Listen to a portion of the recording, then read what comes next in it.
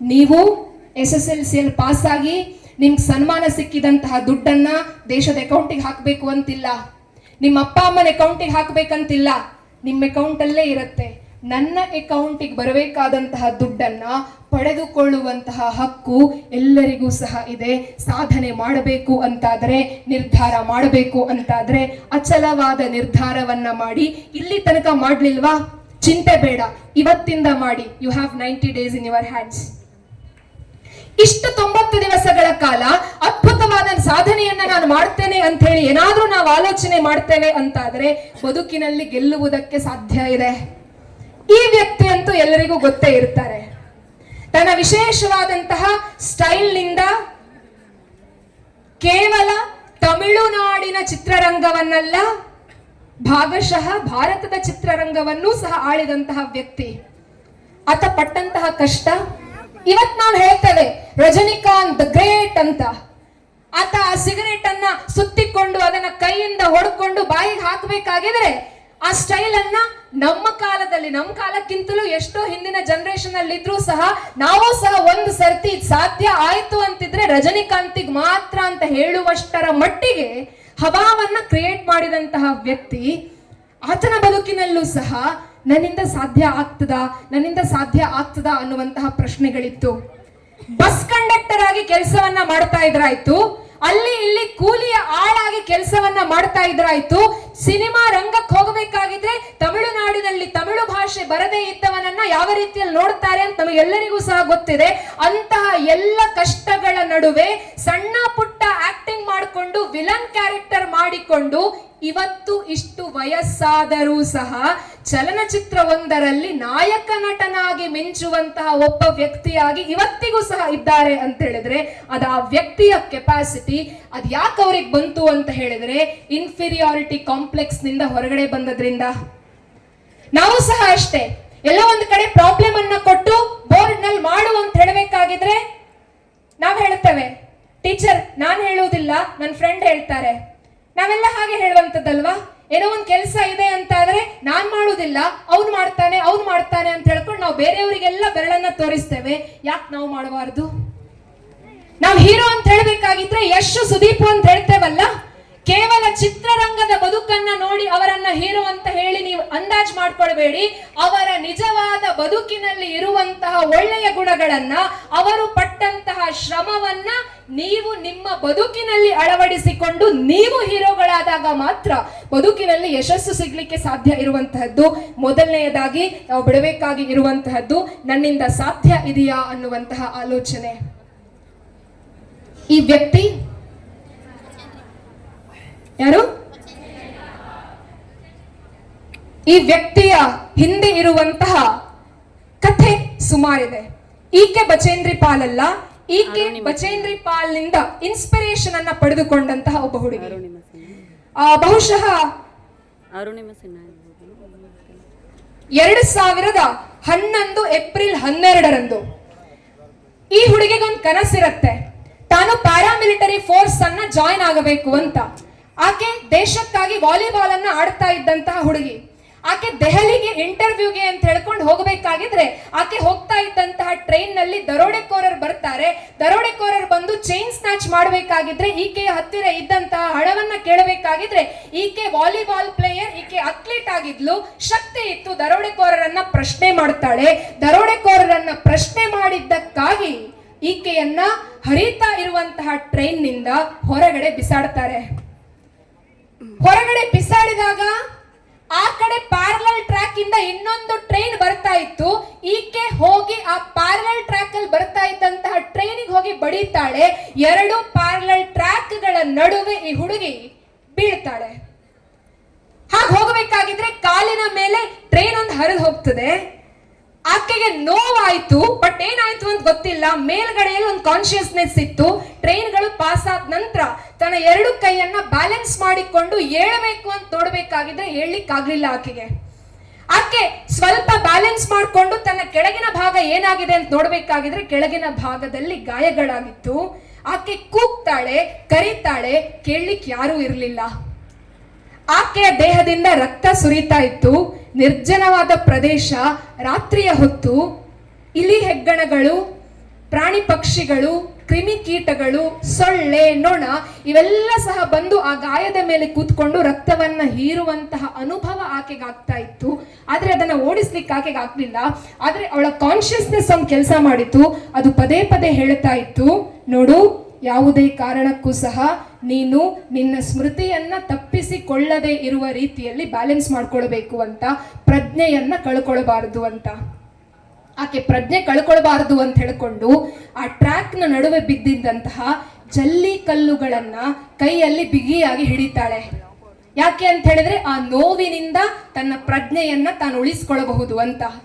ಆಕೆ ಬೆಳಗ್ಗಿನವರೆಗೆ ಅಲ್ಲೇ ಬಿದ್ದಿರ್ತಾಳೆ. ಆಕೆಯ ಮೇಲೆ ಆಕೆಯೇ ಆ ನಂತರದಲ್ಲಿ ಹೇಳುವಂತೆ ಸುಮಾರು 49 ಟ್ರೈನ್ಗಳು ಆಕೆ ಅಲ್ಲಿ ಬಿದ್ದಿದ್ದಾಗ ಪ್ಯಾರಲಲ್ ಟ್ರ್ಯಾಕ್ ಮೇಲೆ ಪಾಸ್ ಆಗಿತ್ತು. ಬೆಳಗ್ಗೆ ಎದ್ದು ನೋಡ್ಬೇಕಾಗಿದ್ರೆ ಯಾರೋ ಬರ್ತಾರೆ, ಅವಳನ್ನ ಹಾಸ್ಪಿಟಲ್ಗೆ ಕರ್ಕೊಂಡು ಹೋಗ್ತಾರೆ. ಅಲ್ಲೇ ಇದ್ದಂತಹ ಸಣ್ಣ ಹಾಸ್ಪಿಟಲ್. ಹಿಂದಿನ ದಿವಸ ರಾತ್ರಿ ಕ್ರಿಮಿಕೀಟಗಳೆಲ್ಲ ಗಾಯದ ಮೇಲೆ ಬಂದು ಕೂತದ್ರಿಂದ ಸೋಂಕಾಗುವಂತಹ ಸಾಧ್ಯತೆ ಇದೆ ಅಂತ ಡಾಕ್ಟರ್ಸ್ ಮಾತಾಡಿಕೊಳ್ತಾ ಇದ್ರಾಯ್ತು. ಆಪರೇಟ್ ಮಾಡದೇ ಇದ್ರೆ ಜೀವಕ್ಕೆ ಅಪಾಯ. ಆದ್ರೆ ಆಪರೇಷನ್ ಮಾಡಬೇಕು ಅಂತಿದ್ರೆ ಬ್ಲಡ್ ಬೇಕು, ಅನಸ್ತೇಶಿಯಾ ಬೇಕು. ಬ್ಲಡ್ ಅನ್ನ ಜನ ಕೊಡ್ತಾರೆ, ಅನಸ್ತೇಶಿಯಾ ಇರಲಿಲ್ಲ. ಅನಸ್ತೇಶಿಯಾ ಇಲ್ಲದೆ ಆಪರೇಟ್ ಮಾಡ್ಲಿಕ್ಕೆ ಸಾಧ್ಯ ಇಲ್ಲ. ಡಾಕ್ಟರ್ಸ್ ಮಾತನಾಡುವುದನ್ನ ಈ ಹುಡುಗಿ ಕೇಳ್ಕೊಳ್ತಾಳೆ. ಅವಳು ಹೇಳ್ತಾಳಂತೆ, ನಿನ್ನೆ ದಿವಸ ಟ್ರೈನೇ ನನ್ನ ಕಾಲಿನ ಮೇಲೆ ಹಾದು ಹೋದಾಗಲೂ ನನಗೇನೂ ಆಗ್ಲಿಲ್ಲ. 49 ಟ್ರೈನ್ಗಳು ಆ ಟ್ರ್ಯಾಕ್ ನಲ್ಲಿ ಆಚೆ ಈಚೆ ಹೋಗಬೇಕಾಗಿದ್ರೆ ನನಗೇನಾಗ್ಲಿಲ್ಲ. ಇಲಿ ಹೆಗ್ಗಣ ನನ್ನ ಕಾಲನ್ನ, ನನ್ನ ಮಾಂಸವನ್ನ ತಿನ್ನಬೇಕಾಗಿದ್ರು ನನಗೇನಾಗ್ಲಿಲ್ಲ. ಹಾಗಾಗಿ ನನಗೆ ಕಾನ್ಫಿಡೆನ್ಸ್ ಇದೆ, ನಾನು ಕನ್ಸೆಂಟ್ ಕೊಡ್ತೇನೆ, ವಿದೌಟ್ ಅನಸ್ತೇಶಿಯಾ ನನ್ನನ್ನು ಆಪರೇಟ್ ಮಾಡಿ ಅಂತ ಹೇಳ್ತಾರೆ. ವಿದೌಟ್ ಅನಸ್ತೇಶಿಯಾ ಆಕೆಯ ಕಾಲನ್ನ ಆಪರೇಟ್ ಮಾಡಿ ಆ ನಂತರ ಏಮ್ಸ್ಗೆ ಅವಳನ್ನ ವರ್ಗಾವಣೆ ಮಾಡ್ತಾರೆ. ಡಾಕ್ಟರ್ ಹೇಳ್ತಾರೆ, ನೀನಿನ್ನು ವಾಲಿಬಾಲ್ ಮಾತ್ರ ಅಲ್ಲ, ಎದ್ದು ನಡೆಯುವುದಕ್ಕೂ ನಿನ್ನಿಂದ ಸಾಧ್ಯ ಇಲ್ಲ. ದೇಶಕ್ಕಾಗಿ ವಾಲಿಬಾಲ್ ಅನ್ನ ಆಡ್ತಾ ಇದ್ದಂತಹ ಹುಡುಗಿ, ದೇಶಕ್ಕಾಗಿ ಏನೋ ಒಂದು ಸಾಧನೆಯನ್ನ ಮಾಡಬೇಕು ಅಂತ ಕನಸಿದ್ದಂತಹ ಹುಡುಗಿ, ಇನ್ನು ಮುಂದೆ ಎದ್ದು ನಡೆಯುವುದಕ್ಕೂ ನಿನ್ನಿಂದ ಸಾಧ್ಯ ಇಲ್ಲ ಅಂತ ಹೇಳಬೇಕಾಗಿದ್ರೆ ಒಂದು ಸಲಕ್ಕೆ ಆಕೆಯ ಮನಸ್ಸಿನಲ್ಲಿ ಅಯ್ಯೋ ಹಾಗಿದ್ರೆ ನಾನು ಬದುಕಿದ್ದು ವ್ಯರ್ಥವ ಅಂತ ಬಂದರೂ ಸಹ ಇನ್ನೊಂದು ಕಡೆಯಲ್ಲಿ ಮನಸ್ಸು ಹೇಳಿತಂತೆ, ನೀನು ಸಾಧನೆಯನ್ನ ಮಾಡಬೇಕು ಅನ್ನುವ ಕಾರಣಕ್ಕಾಗಿಯೇ ದೇವರು ನಿನ್ನ ಜೀವವನ್ನ ಉಳಿಸಿದ್ದಾನೆ, ಕಾಲನ್ನ ಮಾತ್ರ ತೆಗೆದಿದ್ದಾನೆ. ಯು ಕ್ಯಾನ್ ಅಚೀವ್ ಎವ್ರಿಥಿಂಗ್ ಅಂತ ಮನಸ್ಸು ಹೇಳಿತು. ಆರ್ಟಿಫಿಷಿಯಲ್ ಲೆಗ್ ಅನ್ನ ಹಾಕೊಳ್ಳುತ್ತಾಳೆ. ಸರ್ಚ್ ಮಾಡ್ತಾಳೆ ಯಾವ ಸಾಧನೆಯನ್ನ ಮಾಡಬಹುದು ಅಂತ ಹೇಳಿಕೊಂಡು ನೇರವಾಗಿ ಬಚೇಂದ್ರಿ ಪಾಲ್ ಅವರ ಸಂಪರ್ಕವನ್ನ ಮಾಡ್ತಾಳೆ. ಅವಳು ಹೇಳ್ತಾಳಂತೆ, ನನ್ನ ಬದುಕಿನಲ್ಲಿ ಇರುವಂತಹದ್ದು ಒಂದು ಕನಸು, ನಾನು ನನ್ನ ಆರ್ಟಿಫಿಷಿಯಲ್ ಲೆಗ್ ಅನ್ನ ಇಟ್ಟುಕೊಂಡು ಎವರೆಸ್ಟ್ ಶಿಖರದ ಮೇಲೆ ಭಾರತದ ತ್ರಿವರ್ಣ ಧ್ವಜವನ್ನ ಹಾರಾಡಿಸಬೇಕು. ಅಲ್ಲಿ ತನಕ ಎಲ್ಲರೂ ಅವಳ ಆಸೆಯನ್ನ ಕೇಳಬೇಕಾಗಿದ್ರೆ ನಗ್ತಾ ಇದ್ರಾಯ್ತು. ಫಾರ್ ದ ಫಸ್ಟ್ ಟೈಮ್ ಒಬ್ಬ ಪರ್ಸನ್ ನಿನ್ನಿಂದ ಸಾಧ್ಯ ಇದೆ ಅಂತ ಹೇಳಿದ್ದು ಬಚೇಂದ್ರಿ ಪಾಲ್ ಆಕೆಯ ತಲೆ ಮೇಲೆ ಕೈ ಇಟ್ಟು ಹೇಳ್ತಾರೆ, ಮಗು, ನೀನು ಯಾವತ್ತು ಎವರೆಸ್ಟ್ ಶಿಖರವನ್ನ ಹತ್ತಬೇಕು ಅಂತ ಮನಸ್ಸಿನಲ್ಲಿ ಅಂದುಕೊಂಡಿದ್ದೀಯೋ ಆ ದಿವಸವೇ ನೀನು ಎವರೆಸ್ಟ್ ಅನ್ನ ಹತ್ತಿ ಆಗಿದೆ. ಇನ್ನು ನೀನು ಹತ್ತಬೇಕಾಗಿ ಇರುವಂತಹದ್ದು ಜಗತ್ತಿಗೆ ತೋರಿಸುವುದಕ್ಕಾಗಿ ಮಾತ್ರ ಅಂತ 2011 ಏಪ್ರಿಲ್ 12ರಂದು ಕಾಲನ್ನ ಕಳೆದುಕೊಂಡಂತಹ ಈ ಹುಡುಗಿ 2013 ಮೇ 21ರಲ್ಲಿ ಎವರೆಸ್ಟ್ ಶಿಖರದ ಮೇಲೆ ಹೋಗಿ ಭಾರತದ ತ್ರಿವರ್ಣ ಧ್ವಜವನ್ನ ಹಾರಾಡಿಸಿ ತನ್ನ ಎಲ್ಲ ಸಾಧನೆಯನ್ನ ಸ್ವಾಮಿ ವಿವೇಕಾನಂದರಿಗೆ ಸಮರ್ಪಣೆ ಮಾಡುತ್ತಾಳೆ ಈ ಹುಡುಗಿ ಅರುಣಿಮಾ ಸಿನ್ಹಾ. ಆ ನಂತರದಲ್ಲಿ ಪದ್ಮಶ್ರೀ ಪ್ರಶಸ್ತಿಯನ್ನು 2015ರಲ್ಲಿ ಈಕೆ ಪಡ್ಕೊಳ್ತಾಳೆ. ಇವತ್ತು ನಮಗ್ ಬೇಕಾಗಿರುವಂತಹದ್ದು ನನ್ನ ಮೇಲೆ ನಮಗೆ ನಂಬಿಕೆ. ಆ ಹುಡುಗಿಯಲ್ಲಿ ಕಾಲಿರಲಿಲ್ಲ, ಆದರೆ ಆ ಹುಡುಗಿಯಲ್ಲಿ ನಂಬಿಕೆ ಇತ್ತು. I can achieve everything. ನಮಗೆ ಕಾಲಿದೆ, ಪರೀಕ್ಷೆಯನ್ನ ಬರೆಯುವುದಕ್ಕೆ ಕೈಗಳು ಇದೆ, ಪಾಠವನ್ನ ಓದಿದ್ದನ್ನ ನೆನಪಿಟ್ಟುಕೊಳ್ಳುವುದಕ್ಕೆ ಸರಿಯಾದಂತಹ ಮೆದುಳು ಇದೆ, ಕಲಿಸುವುದಕ್ಕೆ ಅತಿ ಅದ್ಭುತವಾದಂತಹ ಅಧ್ಯಾಪಕರು ನಮ್ಮ ಜೊತೆಯಲ್ಲಿದ್ದಾರೆ. ನಮಗಿವತ್ತು ಬೇಕಾಗಿರುವಂತಹದ್ದು ನಮ್ಮ ಮೇಲೆ ನಮಗೆ ಇರಬೇಕಾದಂತಹ ನಂಬಿಕೆ. ಇಲ್ಲಿಂದ ನೀವು ಹೋಗಬೇಕಾಗಿದ್ರೆ ನನಗೆ ಅದ್ಭುತವಾದದ್ದನ್ನ ಸಾಧಿಸುವುದಕ್ಕೆ ಸಾಧ್ಯ ಇದೆ ಅನ್ನುವಂತಹ ಒಂದು ನಂಬಿಕೆಯನ್ನ ನೀವಿಲ್ಲಿಂದ ತೆಗೆದುಕೊಂಡು ಹೋದಾಗ ಖಂಡಿತವಾಗಿಯೂ ಬದುಕಿನಲ್ಲಿ ಅದ್ಭುತವಾದದ್ದನ್ನ ಸಾಧಿಸುವುದಕ್ಕೆ ಸಾಧ್ಯ ಇದೆ. ಈ ವ್ಯಕ್ತಿಯ ಪರಿಚಯ ಬಹುಶಃ ಇಲ್ಲ ಅಂತ ಹೇಳಲಿಕ್ಕೆ ಸಾಧ್ಯವೇ ಇಲ್ಲ. ಯಾರೀತ? ಸ್ವಾಮಿ ವಿವೇಕಾನಂದ. ಯಾವತ್ತೋ ಆಗಿ ಹೋದಂತಹ ಒಬ್ಬ ವ್ಯಕ್ತಿ ಇನ್ನು ಸಾವಿರ ವರ್ಷಗಳ ಕಾಲ ಬದುಕ್ತಾರೆ ಅಂತ ಹೇಳಿದ್ರೆ ಅದಕ್ಕೆ ಕಾರಣ ಆತ ನೀವೆಲ್ಲ ಬೆಂಗಳೂರಿನಲ್ಲಿ ಇರುವಂತಹ ಇಂಡಿಯನ್ ಇನ್ಸ್ಟಿಟ್ಯೂಟ್ ಆಫ್ ಸೈನ್ಸ್ ಅನ್ನುವಂತಹ ಹೆಸರನ್ನ ಕೇಳಿರಬಹುದು. ಇಂಡಿಯನ್ ಇನ್ಸ್ಟಿಟ್ಯೂಟ್ ಆಫ್ ಸೈನ್ಸ್ ಅನ್ನ ಕಟ್ಟಬೇಕು ಅಂತಾದರೆ ಟಾಟಾ ಅವರಿಗೆ ಪ್ರೇರಣೆಯನ್ನ ಕೊಟ್ಟದ್ದು ಸ್ವಾಮಿ ವಿವೇಕಾನಂದ. ಒಂದು ಸರ್ತಿ ರಾಕ್ ಫೆಲ್ಲರ್ ಫೌಂಡೇಶನ್ ಅಂತ ಏನಾದ್ರೂ ನಾವು ಗೂಗಲ್ ನಲ್ಲಿ ಸರ್ಚ್ ಮಾಡ್ತೇವೆ ಅಂತಾದರೆ ಜಗತ್ತಿನಲ್ಲಿ ಅತಿ ಹೆಚ್ಚು ದಾನವನ್ನ ಮಾಡುವಂತಹ ಒಂದು ಫೌಂಡೇಶನ್ NGO ಯಾವುದಾದ್ರೂ ಇದೆ ಅಂತ ಹೇಳಿದ್ರೆ ಅದು ರಾಕ್ ಫೆಲ್ಲರ್ ಫೌಂಡೇಶನ್. ಅಂತಹ ರಾಕ್ ಫೆಲ್ಲರಿಗೆ ಆತನಿಗೆ ಒಂದು ಫೌಂಡೇಶನ್ ಅನ್ನ ನಿರ್ಮಾಣ ಮಾಡಬೇಕು, NGO ಅನ್ನ ನಿರ್ಮಾಣ ಮಾಡಬೇಕು ಅಂತ ಹೇಳಿ ಸ್ಫೂರ್ತಿಯನ್ನ ಕೊಟ್ಟದ್ದು ಇದೇ ಸ್ವಾಮಿ ವಿವೇಕಾನಂದ. ಎಷ್ಟು ಅದ್ಭುತವಾದಂತಹ ಸ್ಫೂರ್ತಿಯನ್ನ ಅವರು ಕೊಡ್ತಾರೆ ಅಂತ ಹೇಳಿದರೆ, ಈ ದೇಶದಲ್ಲಿ ನಿಮ್ಮ ವಯಸ್ಸಿನ 3 ಜನ ದೇಶಕ್ಕಾಗಿ ಸ್ವಾಮಿ ವಿವೇಕಾನಂದರ ಆದರ್ಶದಿಂದ ಬದುಕನ್ನ ಬದಲಾಯಿಸಿಕೊಳ್ಳುವಂತಹ ಅದ್ಭುತವಾದಂತಹ ಪ್ರಯತ್ನಕ್ಕೆ ಕೈ ಹಾಕ್ತಾರೆ. ಯಾರಿಗಾದ್ರೂ ಈ 3 ಜನರ ಹೆಸರು ಗೊತ್ತಿದೆಯಾ? ಸ್ವಾಮಿ ವಿವೇಕಾನಂದರು ಕೇಳಿದ್ವಂದೇ, ನನಗೆ ನೀವು ಸಾವಿರಾರು ಯುವಕರನ್ನ ಕೊಡಬೇಡಿ, ನನಗೆ ಬೇಕಾಗಿರುವಂತಹದ್ದು 100 ಜನ ಯುವಕರು, ಆದರೆ ಆ 100 ಜನ ಯುವಕರಿಗೆ ಸಾಧಿಸುವಂತಹ ಶಕ್ತಿ ಬೇಕು ಅಂತ. ಆ 100 ಜನ ಯುವಕರಲ್ಲಿ ಈ 3 ಜನ ಯುವಕರು ಅದ್ಭುತವಾದದ್ದನ್ನ ಸಾಧನೆ ಮಾಡ್ತಾರೆ. ಸಾಧನೆ ಮಾಡಬೇಕಾಗಿದ್ರೆ ಇವರು ಮೂವರಿಗೆ ಆದಂತಹ ವಯಸ್ಸು, ಒಬ್ಬನಿಗೆ 19, ಮಿಡಲ್ನವನಿಗೆ 20 ವರ್ಷ, ಕೊನೆಯವಳಿಗೆ 21 ವರ್ಷ. ಯಾರು ಅಂತ ಯಾರಾದ್ರೂ ಒಬ್ಬರನ್ನ ಗುರುತಿಸಬಹುದಾ? ಸುಭಾಷ್ ಚಂದ್ರ ಬೋಸ್ ಅವರು.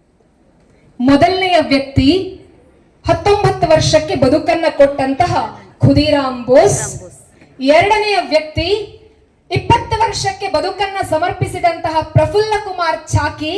ಮೂರನೆಯ ವ್ಯಕ್ತಿ ಯಾವ ಭಾರತದಲ್ಲಿ ಹೆಣ್ಣು ಮಗಳು ಕೇವಲ ಒಂದು ಕೋಣೆಯ ಒಳಗಡೆ ಸೀಮಿತ ಆಗಿರಬೇಕು ಅನ್ನುವಂತಹ ಆಲೋಚನೆಗಳು ಕಲ್ಪನೆಗಳು ಇತ್ತೋ ಅಂತಹ ಸಂದರ್ಭದಲ್ಲಿ ಬ್ರಿಟಿಷರ ಯುರೋಪಿಯನ್ ಕ್ಲಬ್ ಒಳಗಡೆ ಹೋಗಿ ಭಾರತದ ಪುರುಷರು ಮಾತ್ರ ಅಲ್ಲ, ಭಾರತದ ಮಹಿಳೆಯರು ಸಹ ಸ್ವಾಮಿ ವಿವೇಕಾನಂದರಿಂದ ಸ್ಫೂರ್ತಿಯನ್ನ ಪಡೆದುಕೊಂಡು ತಾಯಿ ಭಾರತಿಗಾಗಿ ಬಲಿದಾನವನ್ನ ಮಾಡಲಿಕ್ಕೆ ಸಾಧ್ಯ ಇದೆ ಅಂತ ಹೇಳಿ ತೋರಿಸಿಕೊಟ್ಟು 21 ವರ್ಷ ವಯಸ್ಸಿಗೆ ದೇಶಕ್ಕಾಗಿ ಬದುಕನ್ನ ಕೊಟ್ಟಂತಹ ಪ್ರೀತಿಲತಾ ವಾಡೇದಾರ್.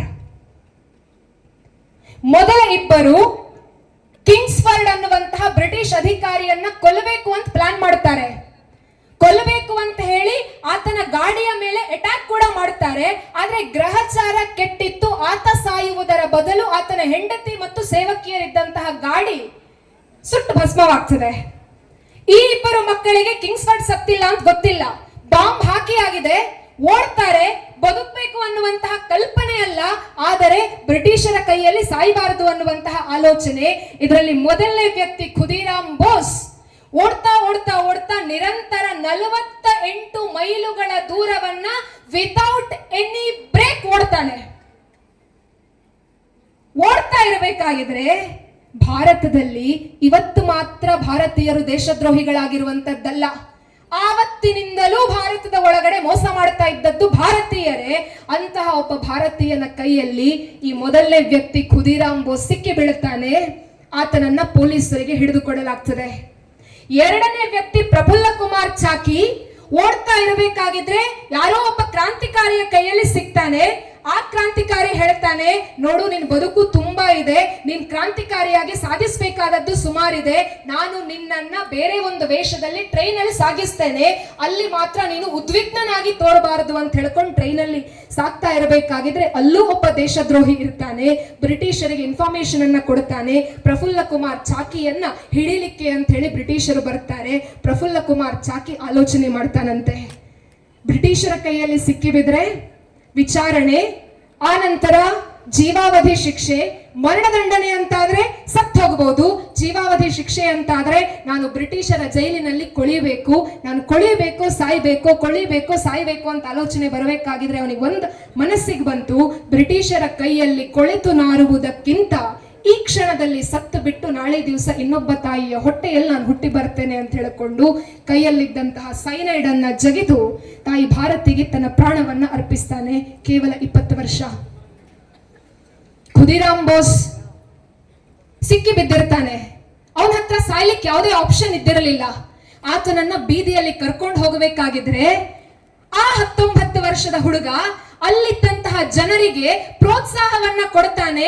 ನಾನು 19 ವರ್ಷದ ಹುಡುಗನಿಗೆ ಇಷ್ಟೆಲ್ಲಾ ಸಾಧನೆ ಮಾಡ್ಲಿಕ್ಕೆ ಸಾಧ್ಯ ಇದೆ ಅಂತಾದ್ರೆ ಇಲ್ಲಿ ನಿಂತುಕೊಂಡು ನಿಲ್ಲುವಂತಹ ನೀವುಗಳು ಕೈಯಲ್ಲೊಂದು ಕಲ್ಲನ್ನ ಹಿಡ್ಕೊಂಡು ಬ್ರಿಟಿಷರಿಗೆ ಹೊಡೆದ್ರು ಸಾಕು, ಬ್ರಿಟಿಷರ್ ಭಾರತವನ್ನ ಬಿಟ್ಟು ತೊಲಗ್ತಾರೆ. ಒಂದೇ ಮಾತ್ರ ಘೋಷಣೆಯನ್ನ ಮಾಡ್ಕೊಂಡು ಹೋಗ್ತಾನೆ. ಆತನ ಜಡ್ಜ್ಮೆಂಟಿನ ದಿವಸ ಜಡ್ಜ್ ಕೇಳ್ತಾರೆ, ಮಗು ನಿನಗೆ ಇನ್ನೂ ಆಗದ್ 20 ವರ್ಷ, ಬದುಕು ಸುಮಾರಿದೆ, ಬದುಕು ಸುಮಾರು ಇರ್ಬೇಕಾಗಿದ್ರೆ ಯಾಕೆ ನೀನು ಈ ತರ ಸಾಯ್ತಿ?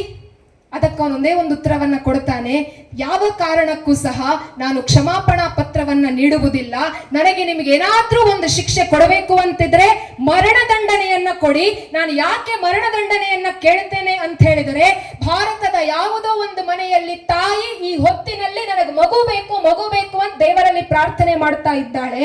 ಒಂದು ವೇಳೆ ನೀವೇನಾದ್ರೂ ನನ್ನನ್ನ ಗಲ್ಲಿಗೇರಿಸಿದರೆ ನಾನು ಆ ತಾಯಿಯ ಗರ್ಭದಲ್ಲಿ ಮತ್ತೆ ಹುಟ್ಟಿ ಆ ನಂತರ 16 ವರ್ಷ ಆಗಬೇಕಾಗಿದ್ರೆ, ಒಂದು ವೇಳೆ ಭಾರತದಲ್ಲಿ ಕೊನೆಯ ಬ್ರಿಟಿಷ್ ಅಧಿಕಾರಿ ಏನಾದ್ರೂ ಉಳಿದಿದ್ದಾನೆ ಅಂತಾದರೆ ಅವನನ್ನ ಕೊಲ್ಲುವುದಕ್ಕೆ ನಾನು ಮತ್ತೆ ಜನ್ಮ ತಾಳುತ್ತೇನೆ ಅಂತ ಹೇಳಿಕೊಂಡು ಗಲ್ಲು ಶಿಕ್ಷೆಗೆ ಒಳಗಾಗ್ತಾನೆ. 3ನೆಯ ಹುಡುಗಿ ಕಲೀಲಿಕ್ಕೆ ಅಂತ ಬರ್ತಾಳೆ. ಬಂಗಾಳದಲ್ಲಿ ಕ್ರಾಂತಿ ಅದ್ಭುತವಾಗಿರ್ತದೆ. ಆಕೆಗೆ ಸ್ವಾಮಿ ವಿವೇಕಾನಂದರ ಆಲೋಚನೆಗಳು ಸೋದರಿ ನಿವೇದಿತಾಳ ಮೂಲಕ ಸಿಗ್ತದೆ. ಆಕೆ ಒಂದ್ ದಿವಸ ಬೀದಿಯಲ್ಲಿ ಸಾಕ್ತಾ ಇರಬೇಕಾಗಿದ್ರೆ ಹೊರಗಡೆ ಒಂದು ಬೋರ್ಡ್ ಅನ್ನ ನೋಡ್ತಾಳೆ, ಭಾರತೀಯರಿಗೆ ಮತ್ತು ನಾಯಿಗಳಿಗೆ ಈ ಕ್ಲಬ್ಬಿನ ಒಳಗಡೆ ಪ್ರವೇಶವಿಲ್ಲ. ಅದರ ಅರ್ಥ ಏನು? ಭಾರತೀಯರು ಮತ್ತು ನಾಯಿಗಳು ಒಂದೇ ಅಂತಾಯ್ತು.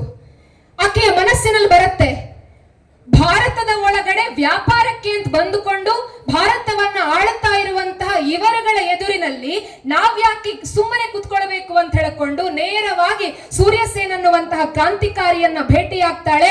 ಬ್ರಿಟಿಷರನ್ನ ಕೊಲ್ಲುವುದಕ್ಕೆ ನನಗೊಂದು ಅವಕಾಶ ಕೊಡಿ ಅಂತ ಹೇಳ್ತಾಳೆ. ಯುರೋಪಿಯನ್ ಕ್ಲಬ್ ಒಳಗಡೆ ಗಂಡಸಿನ ವೇಷವನ್ನ ಧರಿಸಿಕೊಂಡು ಆಕೆ ಹೋಗಿ ಶೂಟ್ ಔಟ್ ಮಾಡ್ತಾಳೆ. ಆ ಶೂಟಿಂಗ್ ಪ್ರಾಸೆಸ್ ನಲ್ಲಿ ಈ ಹುಡುಗಿಗೆ ಒಂದು ಗುಂಡು ಬಂದು ತಾಗ್ತದೆ. ಆಗ ಅವಳ ಮನಸ್ಸು ಹೇಳುತ್ತದಂತೆ, ಇನ್ನು ಸತ್ತು ಮೊದಲೇ ಹುಡುಗಿ, ನೀನು ಅರ್ಧಂಬರ್ಧ ಆಗಿ ಬ್ರಿಟಿಷರ ಕೈಗೆ ಸಿಗುವುದಕ್ಕಿಂತ ನೀನು ತಾಯಿ ಭಾರತೀಯ ಪದತಲಗಳಲ್ಲಿ ಪ್ರಾಣವನ್ನ ಸಮರ್ಪಣೆ ಮಾಡುವಂತ ಆ ತಾಯಿ ತನ್ನ ಪ್ರಾಣವನ್ನ ಸಮರ್ಪಣೆ ಮಾಡ್ತಾಳೆ. ಅದ್ಭುತವಾದಂತಹ ಒಂದು ಸಾಧನೆಯನ್ನ ಮಾಡ್ತಾಳೆ. ಬಹುಶಃ ಭಾರತದ ಇತಿಹಾಸದಲ್ಲಿ ತನ್ನ ಹೆಸರನ್ನ ಅಳಿಸಲಾಗದ ರೀತಿಯಲ್ಲಿ 20 ವರ್ಷದ ಪ್ರೀತಿಲತಾ ವಾಡೇದಾರ್ ಅದನ್ನ ಬರೆದಿಟ್ಟು ಹೋಗ್ತಾಳೆ.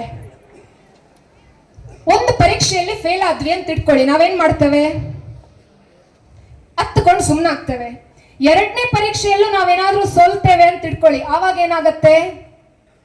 ನನ್ನಿಂದ ಸಾಧ್ಯವೇ ಇಲ್ಲ ಅಂತಾಗತ್ತೆ.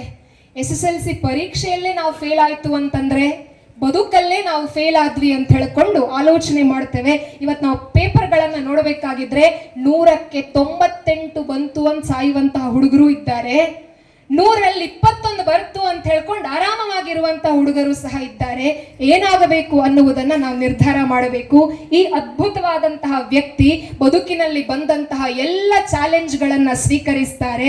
ಇವತ್ತು ನಾವೇನು ಹೋಂಡಾ ಕಂಪನಿಯ ಕಾರುಗಳನ್ನ ಬೈಕ್ಗಳನ್ನ ನೋಡ್ತೇವೆಯೋ, ಆ ಹೋಂಡಾ ಅನ್ನುವಂತಹ ಅದ್ಭುತವಾದಂತಹ ಸಾಮ್ರಾಜ್ಯವನ್ನ ನಿರ್ಮಿಸಿದಂತಹ ಆ ಕಂಪನಿಗೆ ಬುನಾದಿಯನ್ನ ಹಾಕಿದಂತಹ ಹೋಂಡಾ. ಟೊಯೋಟಾ ಕಂಪನಿಗೆ ಮೆಕ್ಯಾನಿಕ್ ಆಗಿದ್ದಂತಹ ಈ ವ್ಯಕ್ತಿ, ನಾನೊಂದು ಎಂಜಿನ್ ಅನ್ನ ತಯಾರಿಸಿದ್ದೇನೆ, ಇದನ್ನ ಟೆಸ್ಟ್ ಮಾಡಿ ನಿಮ್ಮ ಟೊಯೋಟಾ ಕಾರುಗಳು ಅದ್ಭುತವಾದದ್ದನ್ನ ಸಾಧಿಸ್ತದೆ ಅಂತ ಹೇಳ್ತಾರೆ. ಒಬ್ಬ ಮೆಕ್ಯಾನಿಕ್ ಏನ್ ಎಂಜಿನ್ ಅನ್ನ ನಿರ್ಮಾಣ ಮಾಡ್ಲಿಕ್ಕೆ ಸಾಧ್ಯ ಇದೆ ಅಂತ ಹೇಳ್ಕೊಂಡು ಟೊಯೋಟಾ ಅವರನ್ನ ರಿಜೆಕ್ಟ್ ಮಾಡುತ್ತೆ. ಮತ್ತೆ ಮತ್ತೆ ಹೋಗ್ತಾರೆ. ಕಿರಿಕಿರಿ ತಡ್ಕೊಳ್ಳಿಕ್ ಸಾಧ್ಯ ಆಗದೆ ಟೊಯೋಟಾ ಕಂಪನಿ ಇವ್ರ ಜೊತೆ ಅಗ್ರಿಮೆಂಟಿಗೆ ಒಪ್ಪಂದ ಮಾಡ್ತದೆ. ಅಗ್ರಿಮೆಂಟ್ ಆದದ್ದು ಈತ ಫ್ಯಾಕ್ಟರಿ ಕಟ್ಟಬೇಕು ಅಂತ ಹೇಳಿ 1937ರಲ್ಲಿ ಮೊದಲ ಫ್ಯಾಕ್ಟರಿಯನ್ನ ಸ್ಥಾಪನೆ ಮಾಡ್ತಾರೆ. ಇನ್ನೇನು ಫ್ಯಾಕ್ಟರಿ ಎದ್ದು ನಿಂತು ಅಲ್ಲಿ ಪಿಸ್ಟನ್ಗಳು ತಯಾರಾಗಬೇಕು ಅನ್ನುವಷ್ಟರಲ್ಲಿ 2ನೇ ವರ್ಲ್ಡ್ ವಾರ್ ಆಯ್ತು. ಈತನ ಫ್ಯಾಕ್ಟರಿ ಮೇಲೆ ಬಾಂಬ್ ಬಿತ್ತು. ಕಟ್ಟಿದಷ್ಟೇ ರಭಸದಲ್ಲಿ ಅದು ಮಣ್ಣಾಗಿ ಹೋಯ್ತು. ಆ ನಂತರ ಮತ್ತೆ ಅಗ್ರಿಮೆಂಟ್ ಇತ್ತು. 1944ರ ಹೊತ್ತಿಗೆ ಮತ್ತೆ ಆತ ಫ್ಯಾಕ್ಟರಿಯನ್ನ ಎದ್ದು ನಿಲ್ಲಿಸ್ತಾರೆ. ದುರಂತ, ಮತ್ತೆ ಫ್ಯಾಕ್ಟರಿ ಇನ್ನೇನು ಕೆಲಸ ಮಾಡಬೇಕು, ತೆಂಗಿನಕಾಯಿ ಹೊಡಿಬೇಕು ಅನ್ನುವಷ್ಟರಲ್ಲಿ ಭೂಕಂಪ ಆಯ್ತು. ಫ್ಯಾಕ್ಟರಿ ನೆಲಸಮ ಆಯ್ತು. ನಾವಾಗ್ತಾ ಇದ್ರೆ ಒಂದ್ ಸರ್ತಿ ಇನ್ವೆಸ್ಟ್ಮೆಂಟ್, 2 ಸರ್ತಿ ಇನ್ವೆಸ್ಟ್ಮೆಂಟ್, 3ನೇ ಸರ್ತಿ ಇದು ನನ್ನಿಂದಲ್ಲ ಅಂತ ಹೇಳ್ತೇವೆ. ಆದರೆ ಈ ವ್ಯಕ್ತಿ 1946ರಲ್ಲಿ ಮತ್ತೆ ಒಂದು ಸಾಮ್ರಾಜ್ಯವನ್ನ ಸ್ಥಾಪಿಸಿದ್ರು. ಅಲ್ಲಿಂದ ಈ ವ್ಯಕ್ತಿ ಹಿಂದೆ ತಿರುಗಿ ನೋಡ್ಲೇ ಇಲ್ಲ. ಬದುಕಿನಲ್ಲಿ ಚಾಲೆಂಜ್ಗಳನ್ನ ಹ್ಯಾಕ್ ಸ್ವೀಕರಿಸಬೇಕು ಅನ್ನುವುದಕ್ಕೆ ಅದ್ಭುತವಾದಂತಹ ಉದಾಹರಣೆ. ಇವತ್ತು ನಾವ್ ಎಕ್ಸಾಮಿಗೆ ಓದಬೇಕಾಗಿದ್ರೆ ನಮ್ಮ ಮೇಲೆ ಬಾಂಬ್ ಹಾಕೋರು ಯಾರೂ ಇಲ್ಲ. ನಾವು ಎಕ್ಸಾಮಿಗೆ ಕೂತಾಗ ನಾವು ನಿಂತಹ ನೆಲ ನಡುಗ್ತದೆ ಅನ್ನುವಂತಹದ್ದು ಪುಣ್ಯವಶಾತ್ ಕರ್ನಾಟಕಕ್ಕೆ ಮತ್ತು ಭಾರತಕ್ಕೆ ಅಂತಹ ಪರಿಸ್ಥಿತಿ ಇಲ್ಲವೇ ಇಲ್ಲ. ಹಾಗಿದ್ದಾಗ ಎದುರುಗಡೆ ಇರುವಂತಹ ಫಿಸಿಕ್ಸ್ ಅನ್ನು, ಕೆಮಿಸ್ಟ್ರಿಯನ್ನು, ಮ್ಯಾಥಮೆಟಿಕ್ಸ್ ಅನ್ನು, ಸೋಷಿಯಲ್ ಸೈನ್ಸ್ ಅನ್ನು, ಕನ್ನಡ, ಹಿಂದಿ, ಇಂಗ್ಲಿಷ್ ಅನ್ನು, ಸಂಸ್ಕೃತ ಅನ್ನು ಓದ್ಲಿಕ್ಕೆ ಏನ್ ಕಷ್ಟ ನಮ್ಮಿಂದ?